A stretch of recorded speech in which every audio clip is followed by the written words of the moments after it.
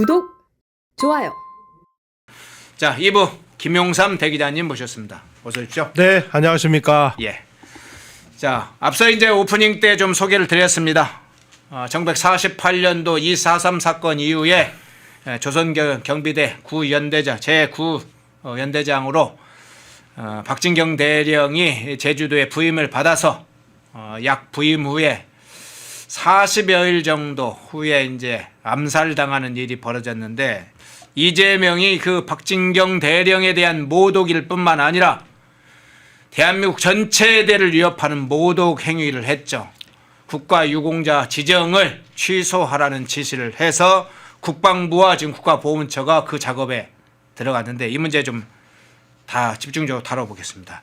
이 질문부터 좀 드릴게요. 네. 우선 이제 이 중요한 문제의 주인공, 네. 박진경 대령 어떤 예. 분이신가요?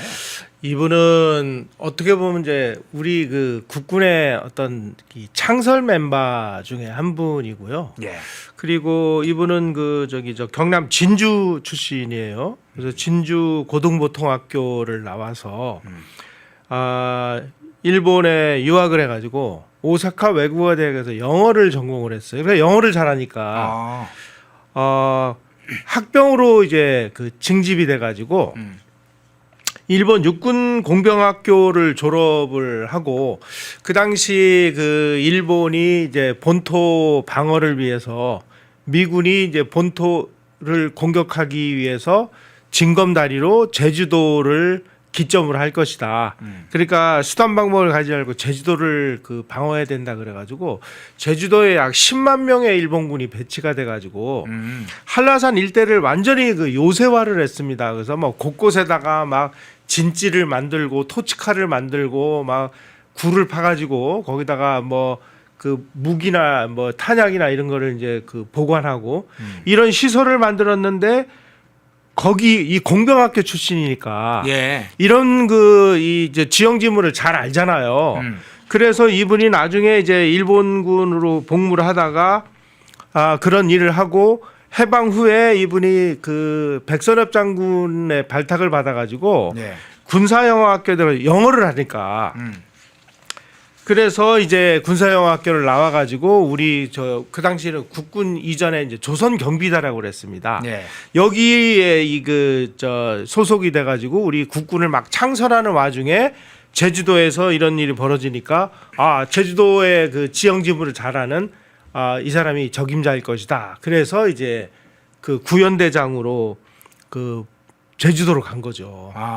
예. 제주도에서 이미 사실은 공병대 활동을 하면서 제주도 지리라든가 군사 무기 체계라든가 작전이라든가 이런 걸 수행할 때 그것을 할 만한 다 사실은 경험과 능력을 다 가지고 있었군요. 그래서 아마 이 최적임자다 이렇게 봤던 것 같아요. 네. 그리고 이제 그 이전에 그러니까 그 구연대라는 게 이제 제주도 모슬포에 주둔하고 있었던 부대인데 이 부대는 아이가 이게 좌익 부대로 유명했습니다.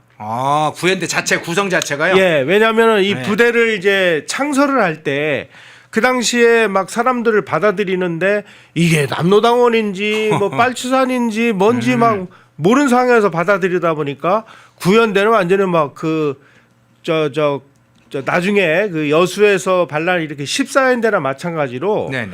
이거 뭐 누가 그 좌익인지 뭐 누가 우익인지 뭐 막 완전 혼재되어 있는 이런 부대였어요. 그 얘기는 그러면 당시에 대한민국 건국도 제대로 되지 않은 아주 혼란한 시기, 건국 초기 단계, 정부 수립 초기 단계라 사실은 사상적인 어떤 이 확인 작업조차도 없는 거예요. 없는 상태에서 군도 막 사람들이 들어왔다는 얘기겠죠? 그렇습니다. 그리고 특히 이제 미 군정이 뭐 이런 거 저런 거를 가리지 않고 우선은 군대부터 만들어야 되니까 그러다가 이제 이 사상적인 거름 장치가 없는 상황에서 사람들을 모으다 보니까 이게 완전히 남로당 소굴이 돼버린 거죠. 이제 이런 문제가 발생을 해가지고 나중에 이제 박진경 연대장이 그 암살을 당하는데 그 암살을 시행한 사람들이 바로 이 구연대 안에 들어있는 이 좌익 남로당 군인이었다. 이렇게 이제 복잡한 상황이 돼버린 것이죠. 그런데 이제 이분이 저는 정말 아까운 게 그 당시에 이 미 군정이 보기에 우리 그 국군이 이제 만들어지는 과정에서 리더가 있어야 되잖아요. 예. 그 리더 중에 이 사람이야말로 정말 앞으로의 우리 그 국군을 이끌어갈 수 있는 제목이다라고 봤던 사람이 백선엽하고 박진경이었어요. 그러니까 그러면 그 실력이 사실은 이제 육군 공병대를 한 것뿐만 아니라 영어라든가 국제적 감각이라든가 예. 이런 여러 가지 것에 가장 뛰어난 제목이었던 그렇습니다. 건가요? 그래서 그 당시 미 군정장관이었던 그 띵 소장, 네. 이 사람이 나중에 6.25 때는 미 24사단장으로 대전 전투에서 그 대전을 방어하다가 인민군에게 포로가 됐던 거 유명한 분인데 네. 이분이 그 미 군정장관을 하고 있을 때 한국군을 앞으로 이끌어갈 사람은 백선엽하고 박진경이다. 그래서 이 두 사람에 대해서 굉장히 그 관심을 가지고 도와주기도 하고, 특히 박진경 같은 사람은 가장 정직하고 두뇌가 우수해서 한국 육군을 이끌어갈 제목이다. 이렇게까지 판단을 했는데 이걸 그 좌익들이 암살을 해버린 거예요. 그래서 그 소식을 듣고 네. 박진경 대령이 이제 그 암살당했다는 소식을 듣고 너무나 애통해가지고 띵 소장이 직접 제주도로 날아가가지고 그 C-47 미군 수송기에 이 박진경 대령의 유해를 실어가지고 와서 아주 정말 정중하게 이 장례를 치러주는 이런 일마저 벌어졌습니다. 네. 백선엽 장군은 그 후에 사실은 이제 생존하셔서 대한민국 건국과 창군 작업 그리고 박정희 대통령 시절에도 대한민국의 경제 발전과 국군의 발전에 엄청난 지대한 공을 하지 않습니까? 특히 그렇습니다. 6.25 전쟁 당시에 박진경 대령을 잃었다는 것은 엄청난 그러면 손실이었겠네요. 그 당시에 돌아가실 때 나이가 28세였어요. 그러니까 만약에 이분이 살아계셨다면 우리 국군은 또 얼마나 더 도움을 얻었을까. 백선엽 장군이 정말 6.25 때 대한민국을 구하는 그야말로 최전선에 서서 다무동 전투 뭐 이런 걸 치러내고 북진을 할 때도 제일 먼저 북진을 하고 뭐 이런 여러 가지 공을 세우잖아요. 이분도 정말 우리 대한민국의 국군을 위해서 좀 엄청난 일을 할 수 있었지 않았을까. 참으로 애통한 일이 아닐 수 없습니다. 자, 그 암살범 당시에 뒤에 이제 다른 얘기도 하겠습니다. 그 하나만 좀 이야기를 먼저 해주세요. 암살범들이 아까 이제 이 구연대 소속의 남도당 세포들 그 적색범들이 많이 있었다는 것인데 사실은 그러면 여수 순천 사건 당시에도 국방병비대 14연대 여수에 있던 거기도 이제 이 남도당 세포들이 많이 있었잖아요. 우글우글했죠.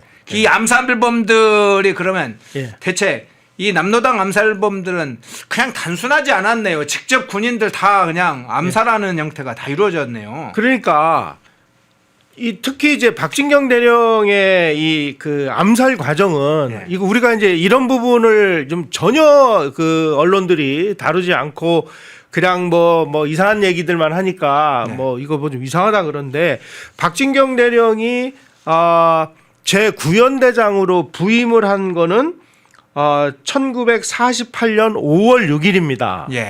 5월 6일이고 저 암살당한 건 6월 18일이에요. 그러니까 합쳐봤자 40 며칠밖에 근무를 안 했어요. 그러네요. 그런데 더 웃기는 거는요. 남로당 중앙에 이 정치 지도원들이 비밀 회의를 열어요. 그래가지고 박진경 저 사람을 암살해야 되겠다. 암살을 결정한 것은 5월 10일이에요. 그러니까 48년 5월 6일 날 부임을 해왔습니다. 그로부터 4일 후에 나흘 만에 암살 대상이 됐어요? 이거 안 되겠다. 참나. 이 사람 뭐 보니까 뭐 아주 똑똑한 사람이고 유능한 사람이고 그리고 뭔가 이제 이 사람이 뭘 일을 벌이면 우리의 이 세력이 완전히 작살나겠다. 그러니까 암살하자. 라고 부임 4일 후에 결정을 했더니 이런 게 이제 어떻게 밝혀졌느냐. 그 당시에 1949년에 49년 6월 7일 날 네. 그 당시 이제 그 이 초대 이 인민유격대 사령관 그러니까 빨치산 대장이 그 김달삼인데 예, 김달삼은 김달삼 유명하죠. 탈출해가지고 예. 월북을 도망갔고 네. 그 다음으로 이제 2대 그 빨치산 사령관으로 이덕구라는 사람이 이제 그 이어받았어요. 네. 이 사람이 이제 막 대한민국에 선전포고를 합니다. 그래서 이제 토벌을 이거 했어요. 그래서 49년 6월 7일 날 경찰이 이덕구를 사살을 해요. 그때 그 자리에서 그 부하 양생돌이라는 사람을 경찰이 체포했는데 이 양생돌이라는 사람이 가지고 있었던 문건이 뭐냐면은 제주도 인민유격대 투쟁보고서라고 하는 네. 자기네들이 만든 야 우리가 그동안에 이러이러한 투쟁을 해서 뭐 국군을 공격하고 뭘 뭐 어떻게 하고 박진경을 어떻게 암살하고 뭐 이런 걸 전부 기록한 그 문서예요. 이거를 경찰이 그 노획을 한 거예요. 그래서 이 제주도 인민유격대 투쟁 보고서를 통해서 이 모든 게 다 밝혀졌고 그 이후에 이제 뭐 저도 이런 책을 썼어요. 대구 10월 폭동 제주 4.3 사건 여순 반란 사건 이것도 이걸 근거로 해서 제가 쓴 거고 네. 그 다음에 박윤식이라는 그 분이 제주 4.3 폭동을 이 책도 정말 사료에 근거한 그 내용입니다. 그다음에 이 김영중 선생님은 제주도 경찰서장을 하셨던 분이고 이분이 본인이 고향에서 그 주민들이 무슨 일을 당했는지를 훤히 알고 있는 분이기 때문에 이러한 자료를 모아서 제주 4.3 사건 문과답 이런 책들을 내서 제주도 4.3 사건에 관해서는 이건 뭐 누구도 부인할 수 없는 남로당의 이 폭동이고 하는 것이 이미 다 결론이 났는데 네. 바로 이 자기네들이 쓴 인민유격대 투쟁보고서에 박진경이 부임한 지 4일 후에 암살을 결정을 했으니까 이건 정말 이거 뭐라고 해야 돼요 이것들. 응? 자 그러면 예. 지금 이제 상당히 지금 그 시대의 상황을 딱 그 이야기를 해주셨는데 남로당의 지시를 받는 이 조직들의 생태를 얘기했는데 전반적으로 그거 포함해서 그러니까 건국이 막 되는 시점, 정부 대한민국 정부가 수립되는 시점에 그 시기에 군과 경찰은 인재마저 조직되는 단계이고 그렇죠. 오히려 이제 무장단체인 인민유격대는 엄청나게 상당히 조직되어 있는 상황이었습니까? 제주 당시의 상황, 그 시대의 시대적 상황은 좀 어땠습니까? 제주도가 상당히 좀 문제가 많아요. 왜 그러냐면은 제주도는 이제 한정 고립돼 있는 섬이잖아요. 예. 그 당시에 이 미 군정과 여러 가지 자료에 의하면은 그 당시 제주도에서 제주도민이 22만 정도 됐는데 이제 해방 후에 일본에 가서 돈 벌러 가고 뭐 이런 사람들이 막 쏟아 들어오면서 약 27만 명, 28만 명으로 이제 인구가 늘었는데 이 중에 뭐 좌익분자도 있고 뭐도 있고 뭐 그래서 당시에 해방 공간에서 제주도에서 남로당에 가입한 사람이 약 6만 명에서 7만 명. 그렇게 많습니까 규모가? 그러니까 와. 28만 명 중에 6만 7만 특히 이제 그 존 메릴이라고 하는 학자가 있어요. 이분이 이제 제주 4.3 사건 뭐 여순 반란 사건 이런 걸 이제 한국에서 해방 공간을 아주 학문적으로 깊이 연구한 미국 학자인데 이분 책에 의하면은 해방 후 제주도민의 80%가 적극적 또는 소극적인 남로당 지지자였다. 심지어 도지사 박경훈이 인민투쟁위원장, 제주읍장이 인민투쟁위원회 부위원장, 각지역 면장이 인민투쟁위원회 투쟁위원이다. 사실상 제주도는 인민공화국이나 마찬가지였었다. 그러니 섬이라는 고집된 지역에서 거의 대부분이 뭐 한집 건너 다 뭐 사돈의 팔촌이고 막 다 그렇지 않아요. 그러니까 한 사람이 지도자급 인사가 공산주의를 받아들이면 나머지들은 그냥 자동방으로 다. 그래서 이 지연, 혈연, 학연에 얽혀가지고 상당히 많은 사람들이 이 불어난 남로당에 가입을 하고 좌익사상에 젖어 있는 이런 상황이었다는 거예요. 네. 거기다가 조선시대에서부터 제주도는 그냥 끝없이 이 본토인으로부터 수탈당했다, 착취당했다, 뭐 이러한 그 피해 의식이 거기다가 이제 겹쳐지니까 그렇죠. 이러한 피해 의식이 지금도 왕성하게 작동하고 있다고 그래요. 그래서 뭐 제주 사람들은 자기네들끼리 이제 괜당 의식이라고 그러는데 제주도 사람들이 아니면 다 적으로 보는 이런 점 육지 사람들에 대해서 약간은 경계하고 경멸하는 그런 예, 그런 게 신경이 있죠. 이전에도 있었죠. 좀. 예. 이러한 어떤 제주도민의 어떤 반항심 뭐 이런 게 이제 자기네들끼리 그 단합심으로 돼가지고 이런 형태로 이제 표출돼 있는 상황이었다는 거예요. 이 해방 공간에서 제주도가. 자, 그러면 본래 주제로 다시 돌아오면요. 이 박진경 대령에 대해서 아까 소개를 해주시고 어떤 분서 해주고 이제 시대적 상황에 대해서 대체로 소개를 해주셨는데 예. 박진경 대령이 이 구연대장 부임 이후에 예. 그러면 약 생존 시 예. 약 40일 40 동안에 며칠, 예. 어떤 인물을 어떤 일을 주로 했다고 보시나요? 예. 그 당시에 이 그 박진경 대령은 그래도 그 제주도에서 그러니까 일본군 훈련도 받고 예. 근데 뭐 영어도 상당히 뭐 잘하고 뭐 그래서 이분이 그 이 저 작전을 한 내용이 네. 존 메릴이 쓴 책에 나와 있어요. 예. 어떤 식으로 나와 있느냐?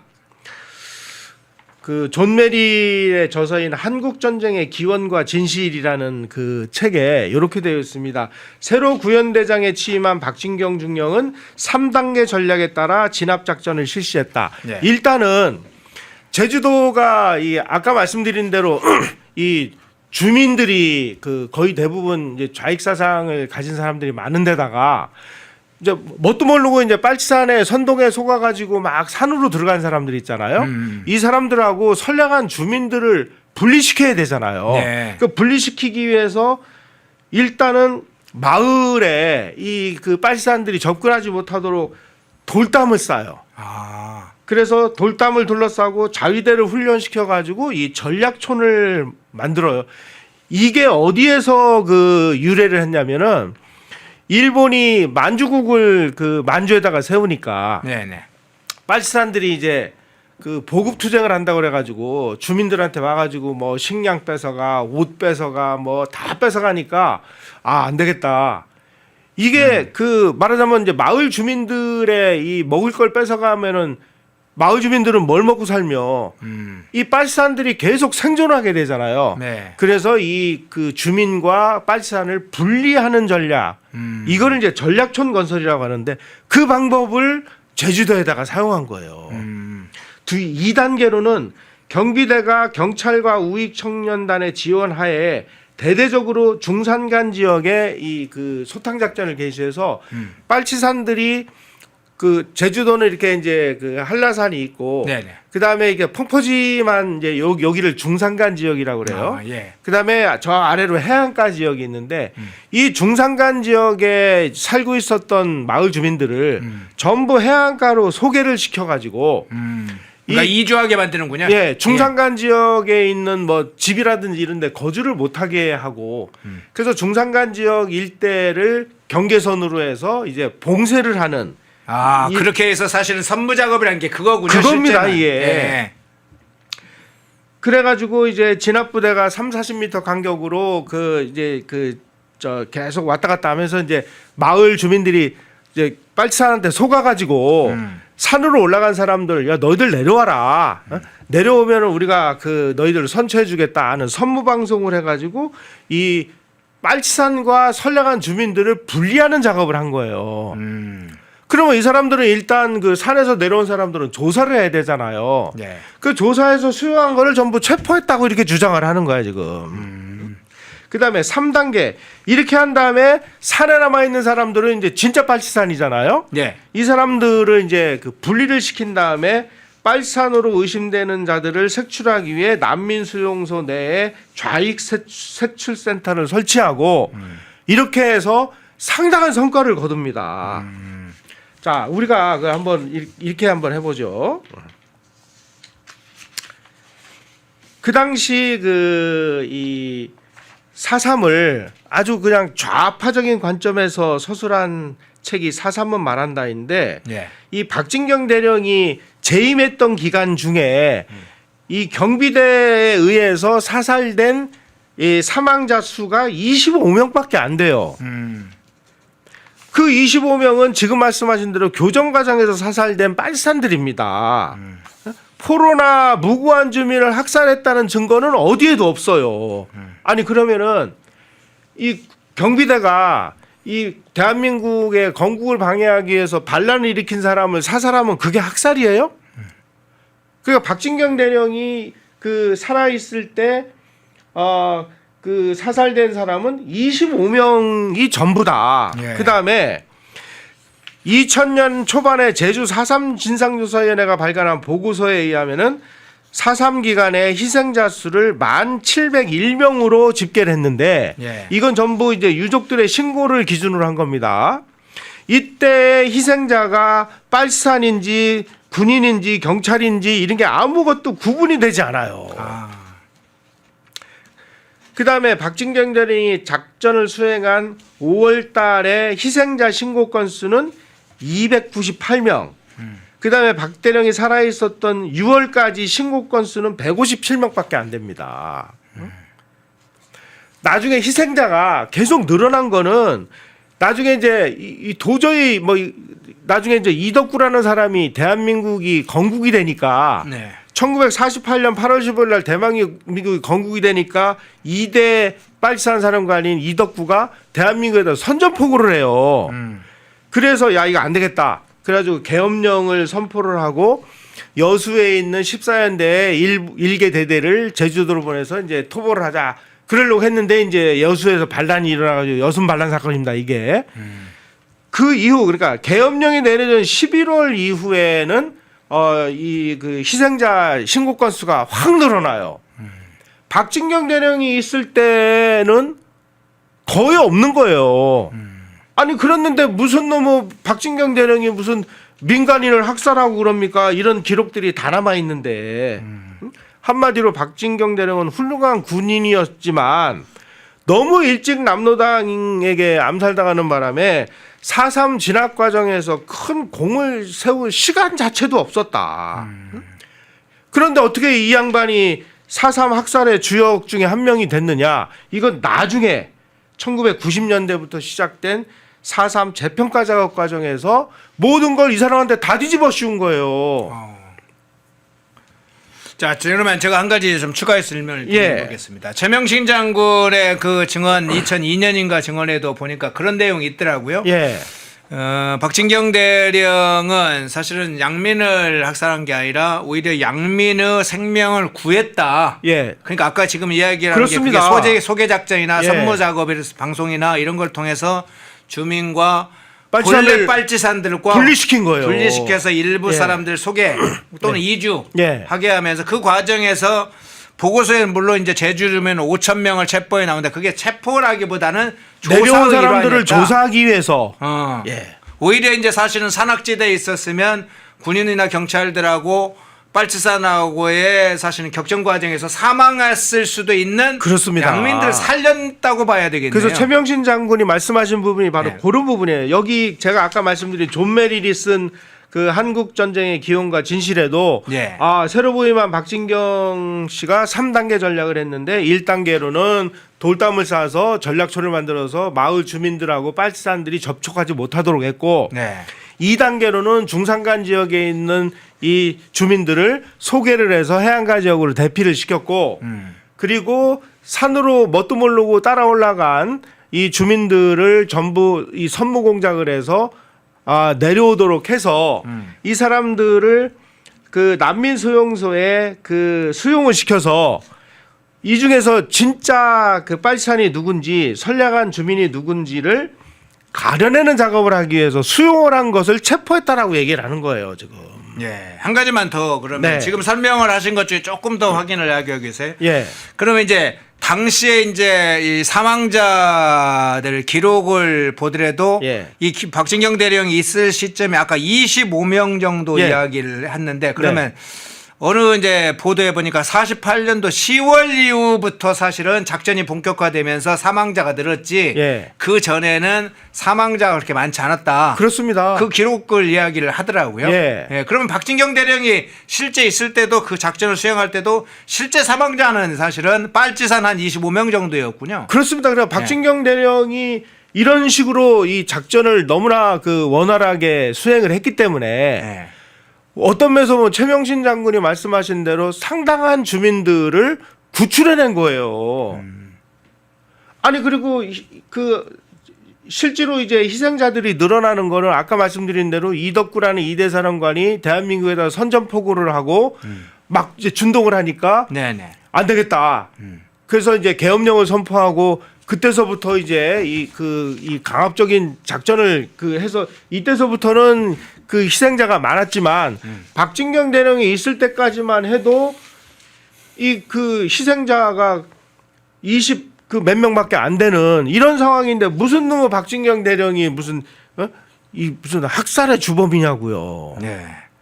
자, 그러면 예. 저희가 이야기를 하다 보면 주로 이제 제주에 있는 단체나 제주의 지역의 사람들이 예. 주로 이 군경에 예. 의해서 학살됐다는 주장을 막 많이 하잖아요. 네. 그리고 꽤 오랜 기간 동안에 이 자익정부가 들어서면 거기에 초점을 맞춰 조사를 많이 하는데 예. 실제로 남로당 세력들에 의해서 예. 인명학살이 이루어진 것들은 거의 발표를 하지 않거나 알아도 침묵하거나 그렇습니다. 그런데 네. 사실은 이제 이 48년도 제주도의 초기에도 엄청나게 이 남로당 세력의 학살이 초기에 많이 일어났다고 하는 게 오히려 예. 새롭지는 않죠. 그런데 있었던 게 이제 알려지는 건데 그 시기에 예. 남로당 세력의 사실은 못된 짓. 학살, 예. 못된 짓은 어땠습니까? 그러니까 제주 4.3 과정에서 네. 다수의 사람들을 살해한 거는 남로당과 좌익인데 이런 부분에 대해서는 어느 누구도 입도 뻥끗하지 않아요. 그래서 야 이거 자기네 아까 말씀드린 이 빨치산한테 노획한 문서 있죠. 예. 그 노획한 문서 내용을 가지고 써놓은 이 증거물들이 다 있습니다. 네. 여기에 제주도 인민유격대 투쟁 보고서 12쪽부터 14쪽에는 예. 당시 48년 3월 15일부터 4월 3일 사이에 일어난 이 무장 폭동 때 이 소위 말하는 자위대 내지는 인민유격대 이게 다 빨치산입니다. 이 사람들이 경찰관하고 이 주민들을 살해한 내용을 이렇게 기록을 하고 있습니다. 네. 제주도 경찰관 내 애월면 실험지서장 문익도 경감을 빨치산들이 머리를 톱으로 썰어서 죽였다. 아이고. 송수나 순경은 폭도들의 칼과 죽창에 18군데가 찔렸는데 구사일생으로 목숨을 건졌다. 그런데 일주일 후에 고향 오라리에서 부친이 무장대의 테러를 받아 사망했다. 남원지서 협조원 방성환은 폭도들이 쏜 총에 복부를 맞아 즉사했고 김석훈은 도끼에 맞아 팔이 잘렸고 고일수 순경은 칼로 난도질을 당하고 목이 잘렸다. 함덕지서 지서장 강봉여는 죽창으로 난도질 당해 죽었고 세화지서 황순경과 김순경은 부상을 당하고 이런 내용들이 여기 쭉 나옵니다. 그다음에 60이 넘은 한 경찰관의 부모 목을 자르고 팔다리를 절단했다. 임신 6개월이 된 그 경찰관의 부인은 시동생이 대동청년단 지부장이었다는 이유로 타살되었다. 화북지서 협조한 이시성은 불에 태워 죽였고 김장하 경찰 부부는 대창에 찔려 죽었고 이런 식이에요. 자, 더 웃기는 거는요. 참 이런 보면 이게 전부 자기네들의 그 자료에 나오는 거예요. 네. 자기네들의 자료에. 이 사람들이 소위 말하는 인민해방군이라고 하는 빨치산들이 순경 한 명의 목에는 10,000원의 현상금을 걸었어요. 그 다음에 경사는 그러니까 순경보다 위죠. 네. 경사는 2만 원. 경위 이상은 3만 원. 그다음에 경찰 지휘관을 죽여가지고 그 시체를 끌어오거나 목을 따가지고 오면은 100만 원의 현상금을 걸었어요.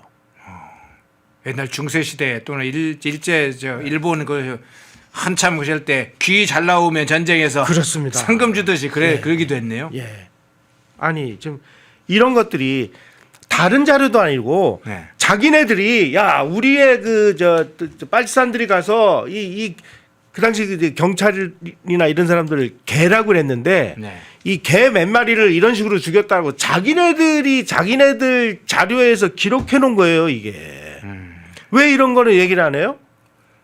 그때 이런 사람들을 이런 식으로 참혹하게 죽인 사람들이 나중에 토벌대 그 사살당하거나 그 이러면은 이게 무고한 희생자가 되는 거야 이게. 역사는 그렇게 조작이 또 되는군요. 참 이거는. 예. 자, 처음으로 돌아가서 다 예. 한번 그럼 이렇게 여쭤보겠습니다. 예. 이재명이 박진경 대령에 대한 국가유공자 취소 지시. 예.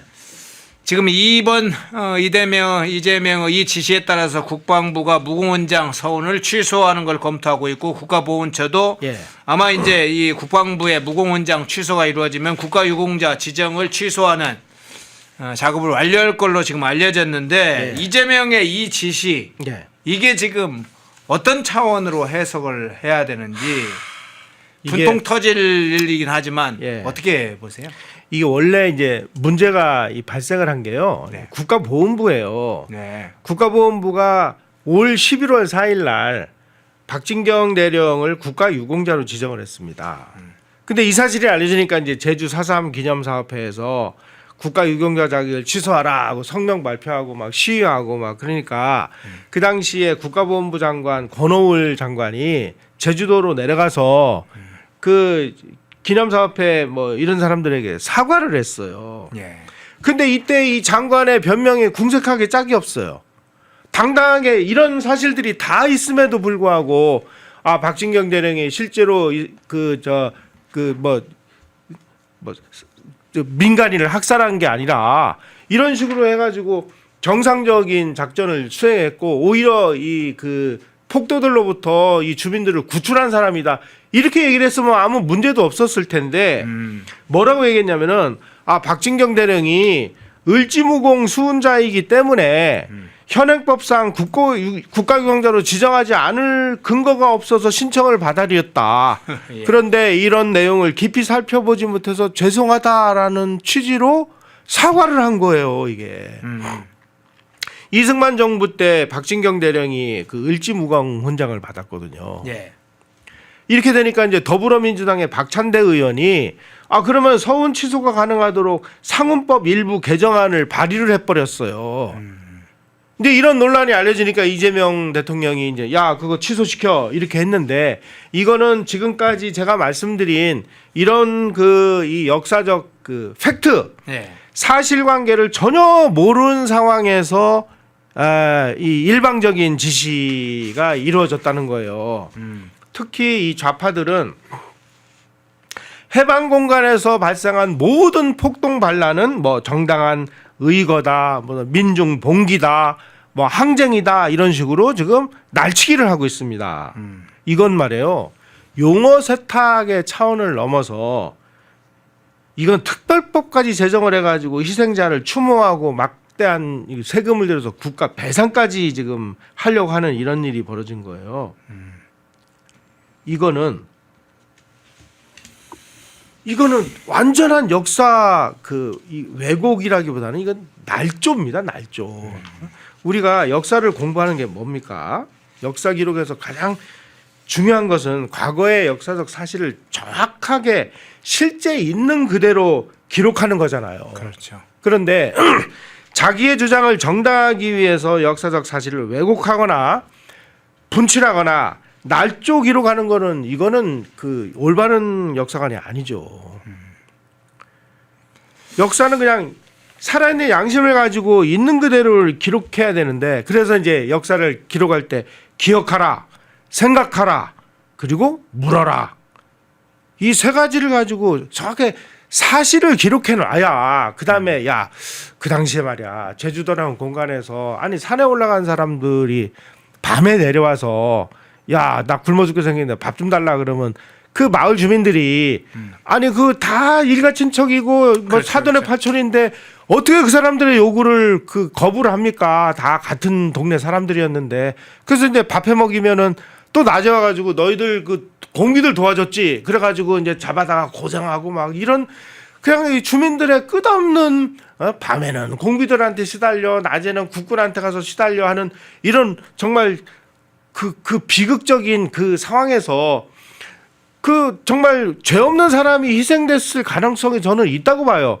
이런 사람들에 대해서는 우리 국가가 정말로 그 당시 우리가 뭐 이런 일이 있었고 국구도 정신없고 경찰들도 정신없고 그래서 우리가 미처 정말 억울한 그 희생을 당한 부분에 대해서는 우리가 얼마든지 그 국가 차원에서 좀 사과를 하고 배상될 이거는 저는 옳은 길이라고 봐요. 그런데 대한민국 건국을 방해하고 반대하고 심지어 만들어진 대한민국을 뒤집어 엎겠다고 선전포고를 한 사람들까지 우리가 기려야 되냔 말이죠. 이게. 네.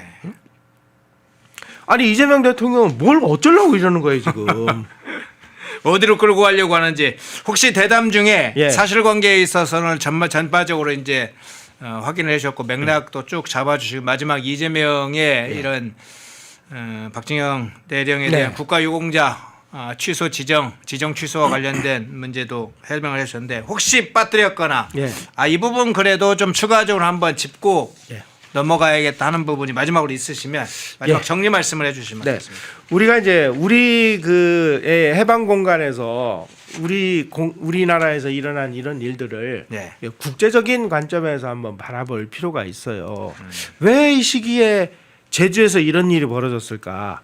이거를 이제 주목을 한 분이 누구냐면은 이제 김점곤 장군이라고 네. 이분은 이제 만주군관학교를 나와서 그 우리 군의 그러니까 6.25 때 이 다부동 전투에서 아주 정말 그 연대장으로 엄청난 그 공헌을 하신 분인데 나중에 이분이 이제 역사를 공부해가지고 학자가 됐어요. 네. 이분이 이제 주목을 한 게 뭐냐면은 1948년 2월 19일부터 인도 캘커타에서 동남아 청년 대회라는 게 열렸습니다.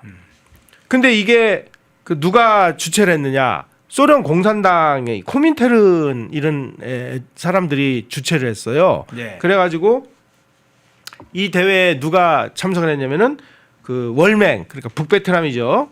그다음에 인도네시아 공산당, 실론 지금 스리랑카죠.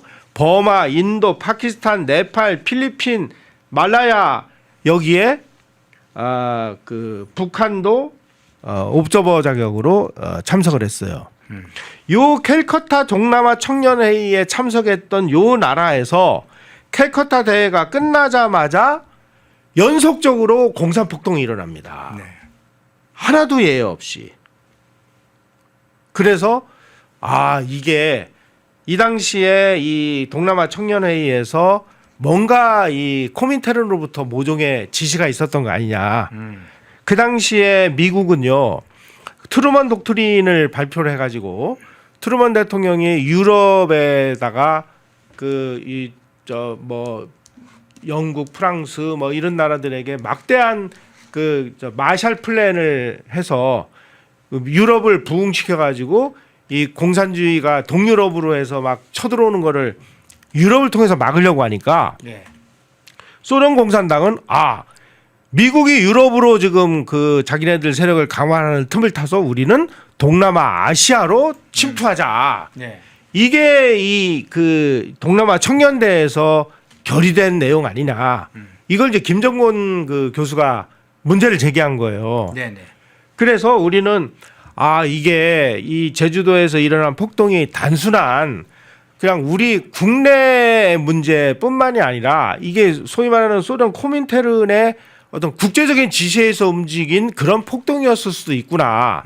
이런 관점을 우리가 좀 가져야 될 것 같고요. 네. 또 한 가지는 이제 아까 제가 그 말씀드린 이 말하자면 토벌 과정에서 이제 이 양민들이 희생된 사례 이거를 이 미국 학자들이 연구를 한 게 있어요. 이건 이제 이중 효과의 원리라는 건데 네.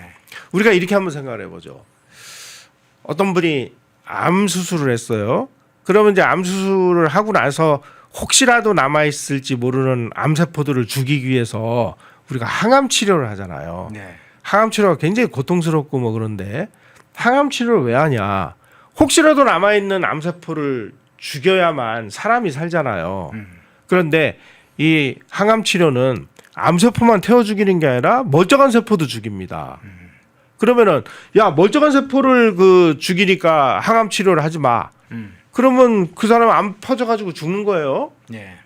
이게 언제 문제가 됐냐면은 2차 세계대전 막바지에 미군의 폭격기 조종사들이 이제 그 히로시마하고 나가사키에다가 원자폭탄을 터뜨려야 되는데 폭격기 조종사들이 아니 그 원폭 터뜨리면 군인들뿐만 아니라 이거 민간인도 그 희생되는 거 아니냐.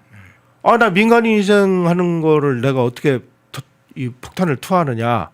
이렇게 나올 때 어떻게 얘기를 해야 되느냐. 자, 그러면 한번 봅시다. 만약에 이 원자폭탄을 안 터뜨리면 예. 미군이 앞으로 2년 동안 180만 명이 더 죽어야 돼요. 그러면 야 조종사야 너 말이야 앞으로 네가 가서 안 떨어뜨리면 앞으로 2년 동안 180만 명이 지금 더 희생이 돼야 되는데 그 중에는 너도 죽을 수 있고 네 동료도 죽을 수 있고 그러니까 이건 우리가 빨리 전쟁을 끝내기 위해서는 어쩔 수 없다. 그래서 조종사들이 그 생각을 믿고 가서 폭탄 투하했다는 거 아니에요? 이거를 그 이야기하는 게 이중 효과의 원리라는 겁니다. 그 당시에 우리가 정말 그런 상황에서 어떤 그 선량한 양민의 희생이 있을지도 모르는 상황에서 어쨌든 대한민국을 건국하기 위해서 폭동을 일으킨 이 반란을 우리가 진압을 해야만 나라가 서잖아요. 그렇죠. 네. 그래서 우리가 참, 그 시절 참 이런 안타까운 일이 있었고 정말 억울한 희생자들에 대해서는 우리가 정말 그분들에 대해서 위로하고 도와주고 뭐 이래야 되는데 아니 대한민국의 그 존립을 망가뜨리고 대한민국을 뒤집어 엎기 위해서 폭동 반란을 일으킨 사람까지도 우리가 기려야 되고 더군다나 박진경 대령 같은 경우는 지금 말씀하신 대로 무슨 양민 학살이 아니라 오히려 양민을 구제하고 희생자를 줄여준 사람인데 그런 사람의 국가유공자 이 증서까지 반납시키게 하는 이게 무슨 나라예요 이게? 이런 거를 그래 대통령이 앞장서서 해야 될 일입니까? 예, 박진경 대령의 국가유공자 지정에 관한 문제를 이야기를 하다 보니까 4.3 문제에 대해서 이야기를 하고 대한민국 당시의 상황을 이야기를 하고 문명적 시각, 국제적 시각에서 어떤 역사를 조명하는 이 문제까지 쭉 자세히 한번 살펴봤습니다. 우리 김용삼 대기자님께서 역사에 진짜 아까 댓글에서 진심이신데 아주 일목요연하게 이 박진경 대령과 당시의 역사관 이런 문제를 좀 정리를 해주셨습니다. 예, 김용삼 대기자님이었습니다. 고맙습니다. 고맙습니다. 펜앤마이크에서 추천하는 영상도 보고 가세요. 다른 영상도 즐기시려면 구독 버튼을 꼭 눌러주세요.